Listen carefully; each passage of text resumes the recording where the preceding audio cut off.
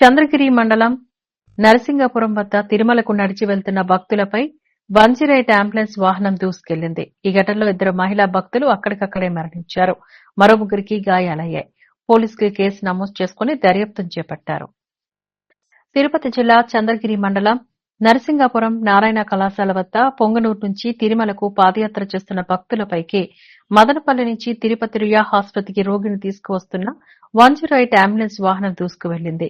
ఈ ఘటనలో అన్నమయ్య జిల్లా రామసముద్రం మండలం చంపాలపల్లికి చెందిన పెద్దరెడ్డమ్మ, సేగంవారిపల్లికి చెందిన లక్ష్మమ్మ అనే 2 మహిళా భక్తులు అక్కడికక్కడే మరణించారు.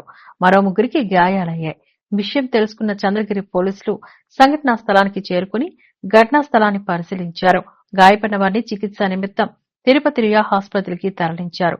మృతదేహాల్ని పోస్టుమార్టం నిమిత్తం తిరుపతి ఎస్వీ మెడికల్ కళాశాలకు తరలించి కేసు నమోదు చేసుకుని దర్యాప్తు చేపట్టారు.